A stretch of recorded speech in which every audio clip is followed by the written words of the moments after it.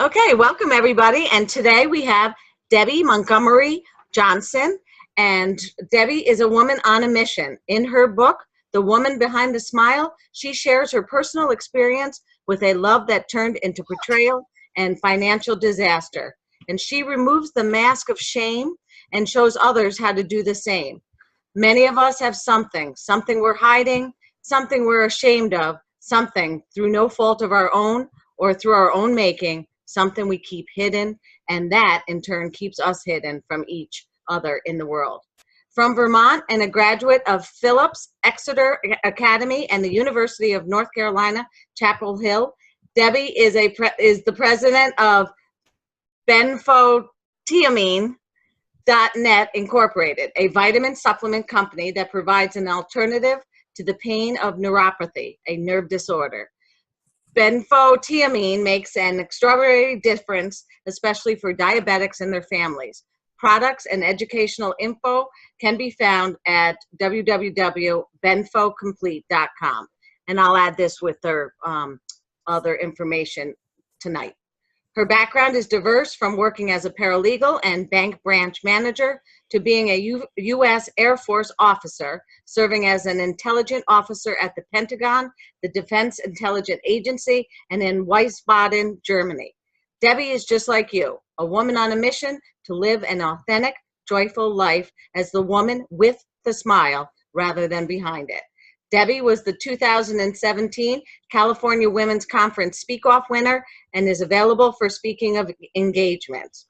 Well, welcome, Debby. How are you doing today? I'm great. Thank you so much. This is an honor to be here. Good.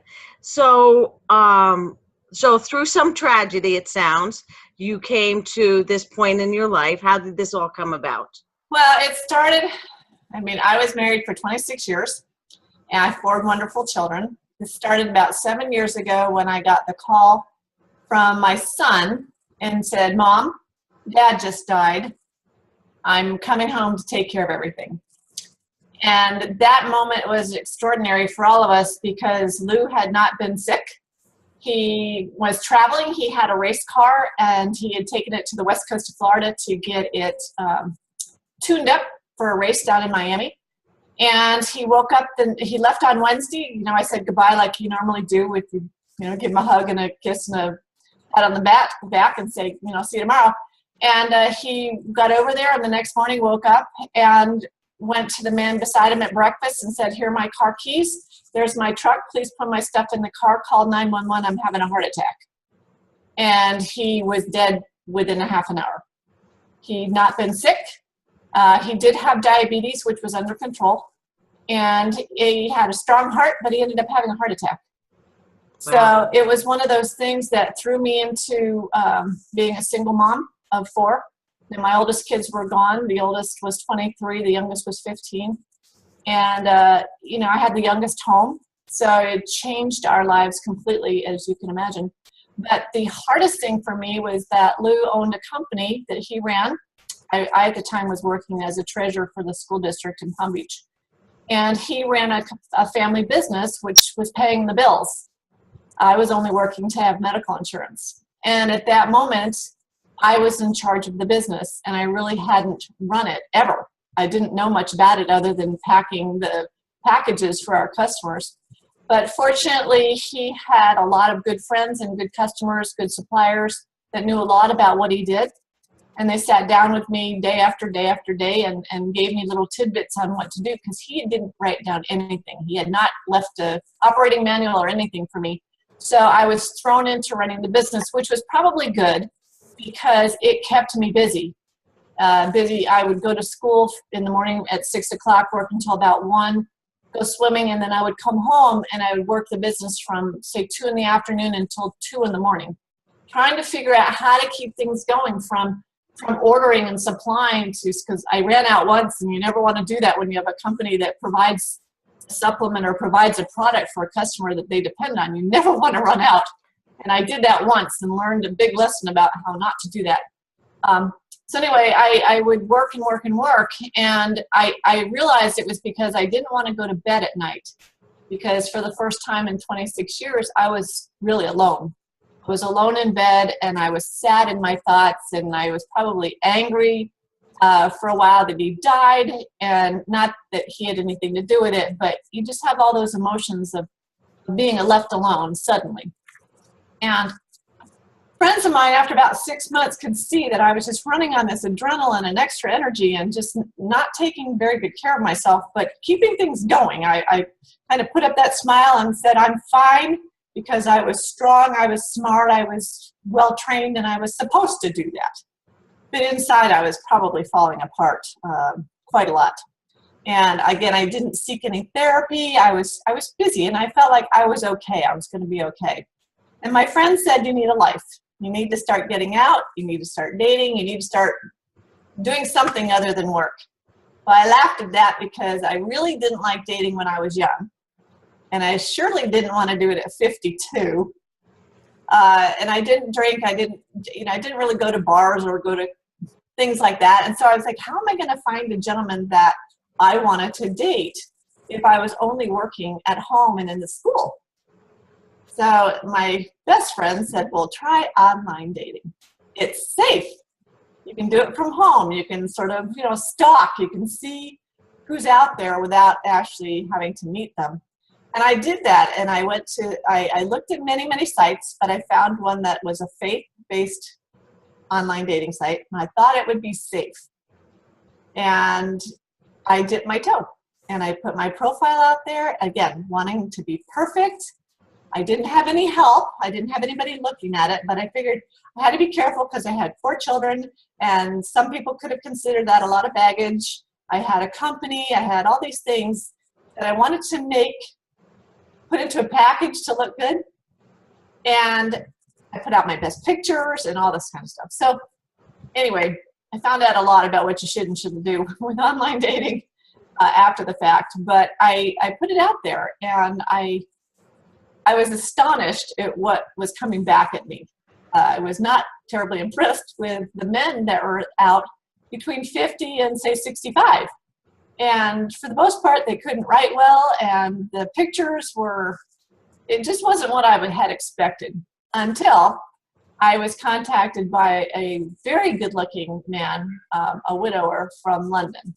And he was an independent businessman and was traveling the world. And he wrote to me, I wrote back, and we started this incredible friendship, which turned into an online relationship, as best you can have an online relationship.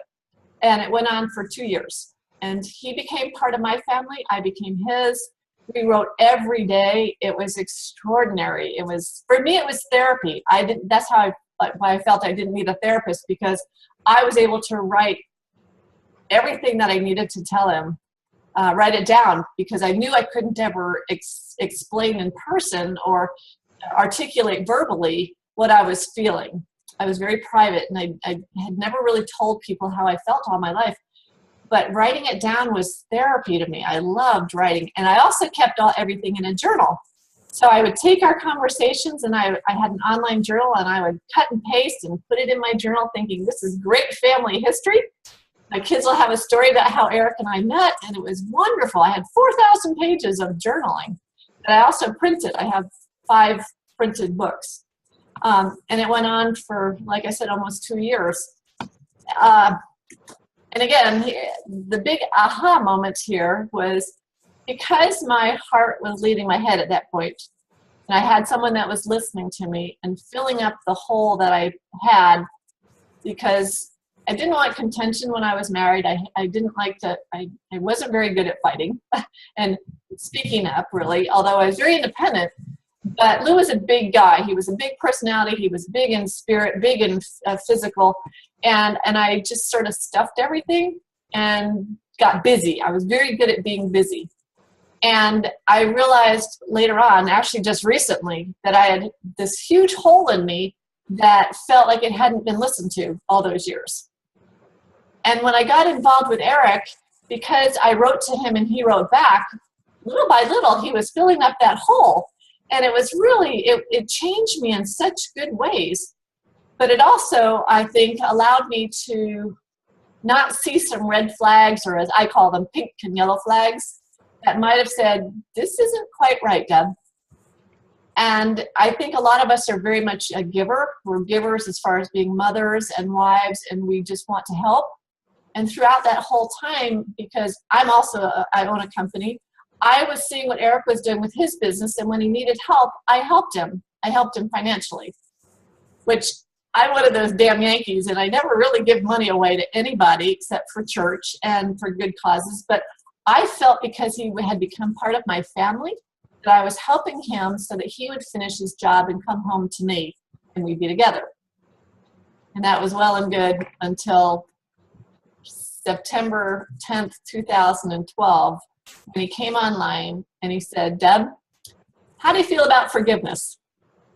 And I put on my scripture hat, my spiritual hat, and I just started blasting these emails to him about how I feel about forgiveness. I went to my scriptures. I went to any book that I had that might address that subject, and we talked for hours. And later on, we got disconnected, and he came back and he said, "Do you understand, why I asked you that question?" I'm like, "No, did I do something wrong? Why, are you okay?" And he said, "I have something to confess to you." And at that moment, I didn't know what to say. And he said, "Deb, I have to confess that this has all been a lie. This has all been a scam." And I'm sitting here looking at a picture. Again, we're not live. We're just Yahoo chatting. Mm-hmm. And I said, "Eric, you're lying. What is wrong? You must be ill." I said, "You have to prove to me what you're saying is true." And he, for the first time in 2 years, he said, "Look, on Yahoo Chat, there's a little camera in the corner of the screen, and I'm going to come on live." And that's the first time he's ever told me that he was able to come on live, because he was in Malaysia, he was in India, he was in Hong Kong, all these places around the Far East. And he always told me he couldn't come on he couldn't come on live. And when he said, "Open up this little camera on Yahoo Chat," I did that, thinking that I was going to see, my tall, handsome man from London, and the screen popped up, and there's this dark-haired, dark-eyed, dark-haired, dark-skinned young man smiling at me, and I'm looking at him going, "Who are you?" And that was Joseph, not Eric. And Joseph was from Nigeria and not from London. And I died. Oh my gosh, in an instant, I don't know how your brain or your heart can do it, but that 2-year of love all of a sudden was gone. And I'm sitting here thinking, how in the world could this have happened? What am I going to do? And he's looking at me smiling, going, "Can we keep this going?" And I'm like, "Are you out of your mind?" And he said, "No." He says, and I said, at that point, of course I can't keep it going. And he said, "Is it because I'm black?" And I'm like, "And from Nigeria." And I said, well, thinking to myself, maybe, but no, not really. I said, "Eric," or whatever your name is, I said, "You've lied to me for 2 years, and you've taken over $1 million from me." Now, I didn't have $1 million to give, but over those years, I found it, like we all would somehow. Retirement funds, or I used my company, I kind of floated money until I got it back, and thinking that I was helping him so that he could finish the job and come home to me. And somehow I had my phone right beside me, and I was able to take a picture of him. It's the only picture I have of the real person. And actually, I wrote a book, and it's in my book. It's amazing, because he's sitting there with this big smile on his face, and I'm like, why did you do this? Why? First off, why did you confess? Because scammers never confess. And he had actually fallen in love with me as a person, because he got to know me over 2 years, knew every part of me, and he had fallen in love with that. And I don't know if he had a spiritual awakening or something happened to him where he felt like he couldn't scam me anymore. And all I can say is that I'm grateful that he told me, because he could have walked away. He could have just stopped communicating, and it would have been worse than the day that Lou died, because I was part of it. I was such a willing part of the whole 2 years. And now I was an Air Force officer, I was a banker, and all those former jobs I'd had, my brain started going, what do I do to catch him? And you watch a lot of TV thinking the FBI or someone can find him. And I kept communicating with him for 2 or 3 months, thinking that, I've got a lot of information on him. If I can just keep him live, that maybe the authorities can help me. So I called my parents because, unfortunately, the hardest thing for me, the worst thing for me, is that I had gotten my mom and dad involved financially. And I thought that, together we could give Eric some money. He would pay them back with great interest and whatever, and we would be super. So my mom and dad came over because they were here with me when Lou died, and they've been my greatest supporters. We went to the FBI with my 4,000 pages of journal and my 3-inch binder of transactions from the bank. And the FBI looked at me. They were just flabbergasted by how much documentation I had. And they're like, we're really sorry, but there's nothing we can do for you. Unless you get him to the United States, we can't help you. And at that moment, I just shut down. I didn't tell anybody other than my mother and dad. I didn't tell my children. I didn't tell my friends. I didn't tell anybody what happened. I was mortified, as you can imagine.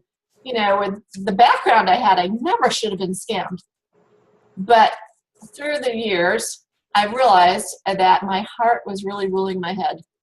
And that's the most dangerous thing when you've been either widowed suddenly or divorced, or there's something that's happened that has left you very vulnerable. And these guys, which they actually call them the Yahoo boys, they are very skilled at slowly putting themselves into your life over time. Not 2 years. Typically, it doesn't take 2 years. But again, I had never anticipated someone was going to scam me. Ever. No one's lied to me, especially for 2 years, And it just rocked my insides. It rocked my trust in humanity, which is so sad because I love people and I trust people. And I never, ever thought that someone could deceive me so intensely for such a long period of time. But the FBI turned around and said, well, you're a victim. These guys are manipulative and they do it to millions of people. And here's an interesting fact. They said in Palm Beach County, of course you live here, they said in Palm Beach, more men get scammed for over $1 million than women. And I thought that was very interesting. And I also realized that probably not one man would ever tell the story.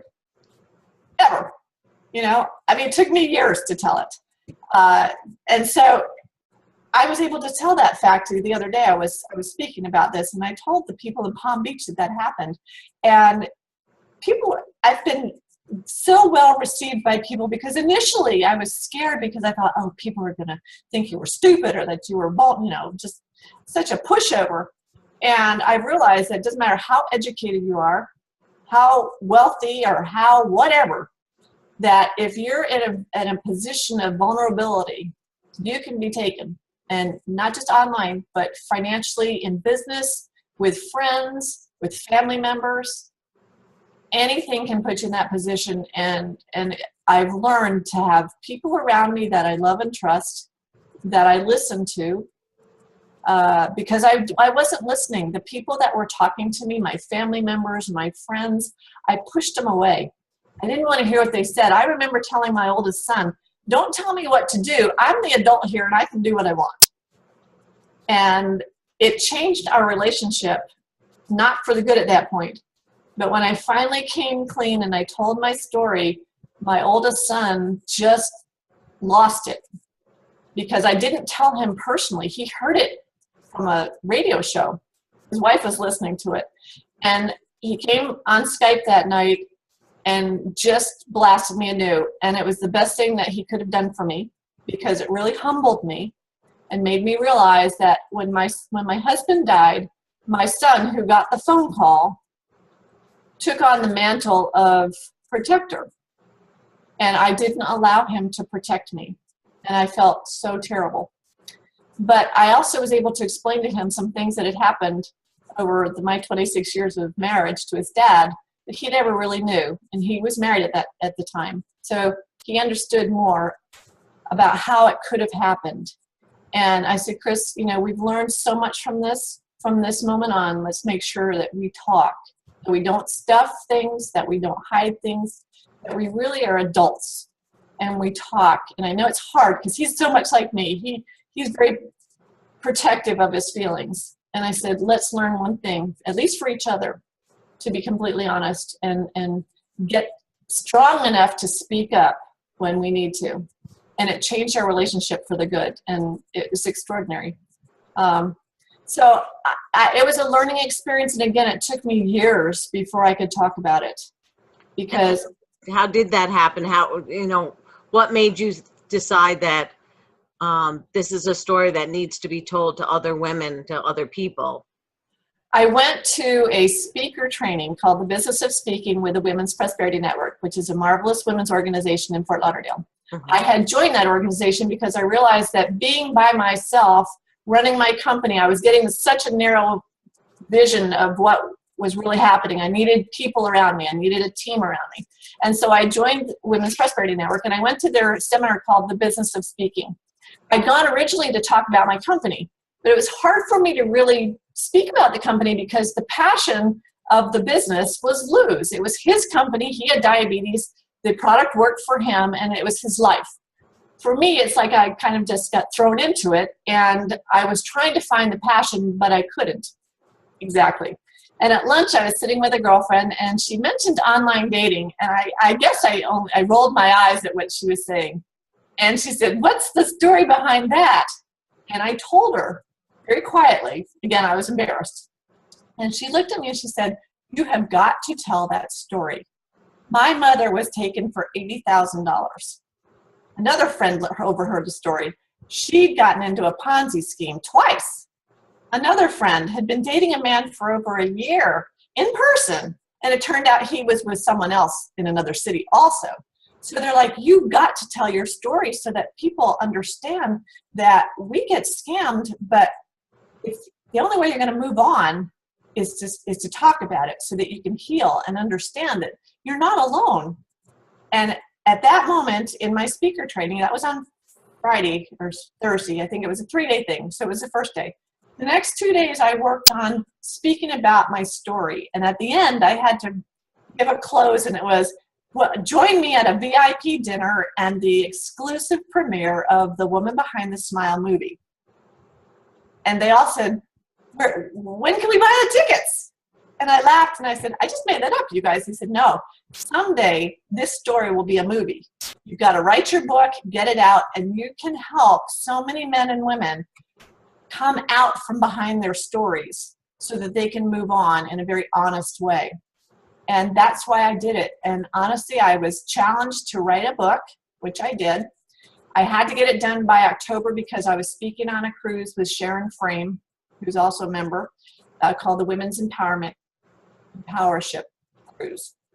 And that was my goal. Get the book done so that you can speak on the cruise. And the cruise was the very first time that I did it in person and really shared my story. And the most marvelous part was that my mom was there with me.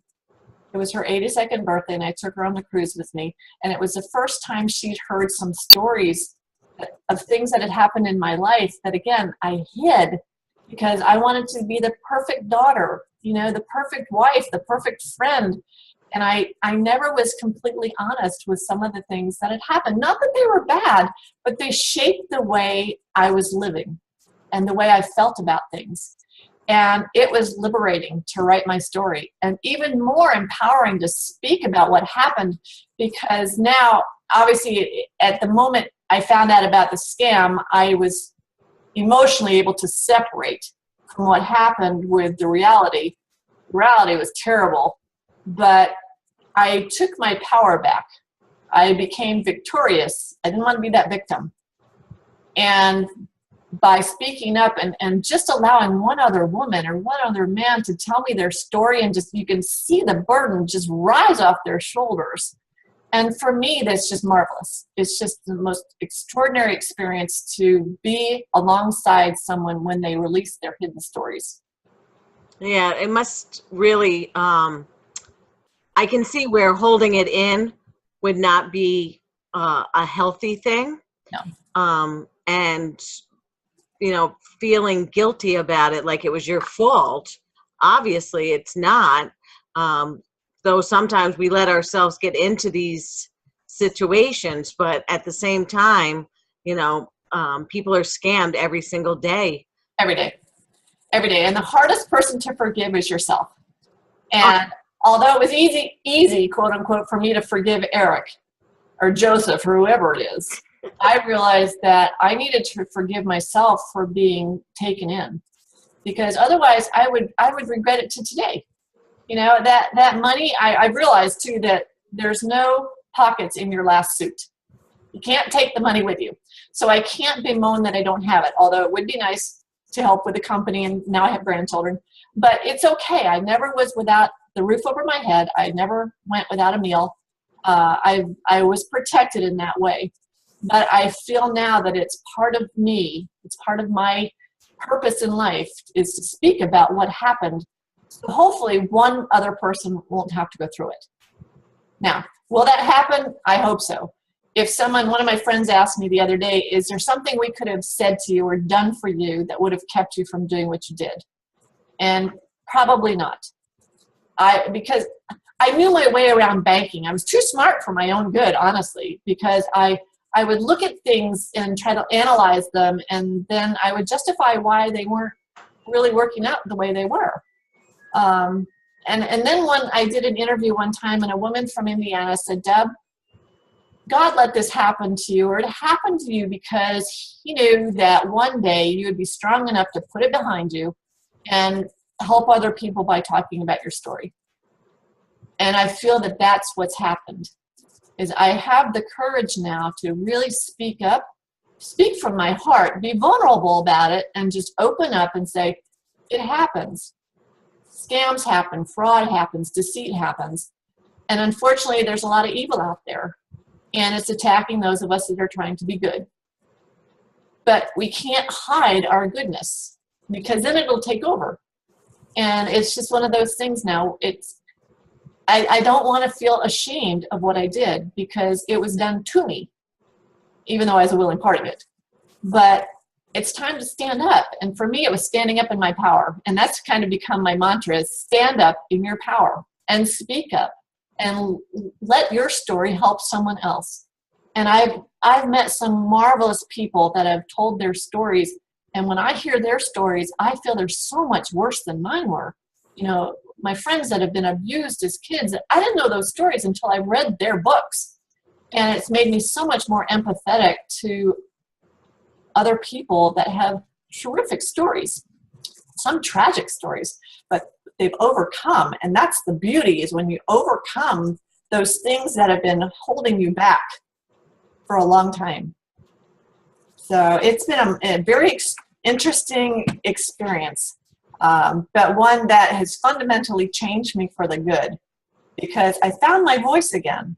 I'd lost it, and I think any of us that have been married for a long time sometimes take the back seat to the kids, to the husband, to the parents. And I just was with my neighbor who lost her husband a couple days ago, and we were talking about this, and she said, you know what? I don't know who I am anymore. And I felt that way when Lou died. And one of his friends came to me and said, so who are you now? And I sat there going, I've been a mother, a wife, a daughter, a sister. I don't know who I am. Well, 7 years later, I know who I am now.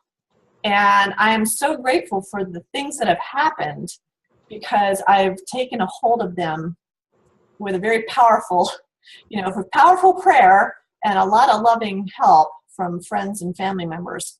Great support. And that's what you really need, to find someone you trust and be willing to open up and stand up for what you believe in, and stand up for what's happened to you, and just own it and move on. It's very liberating.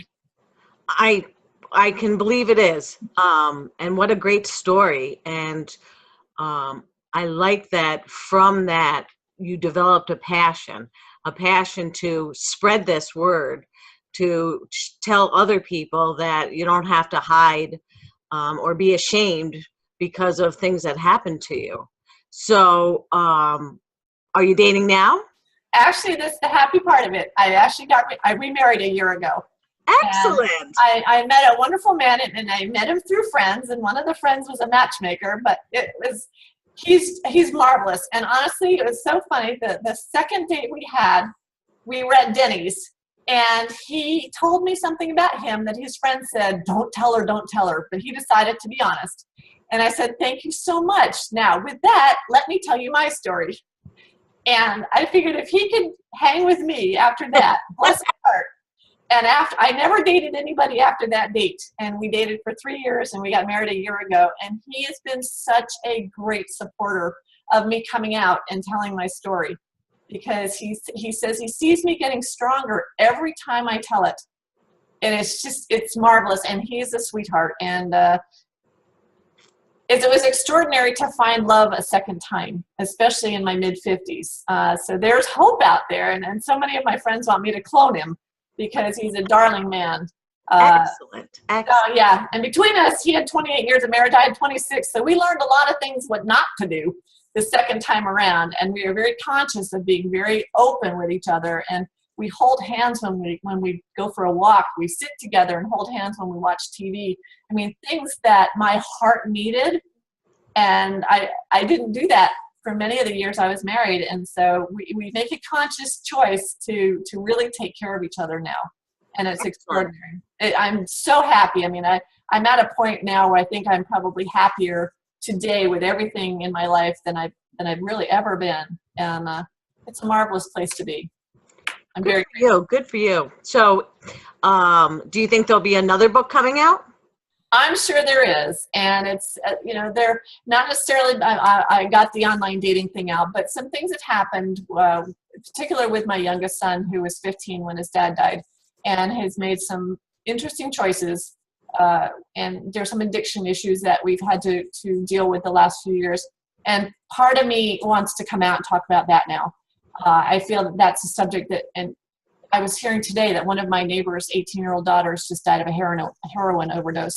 I mean, there's something that people look at us and think, oh, there's things like that couldn't possibly happen to her children or to her family. Again, we put up that persona of perfection.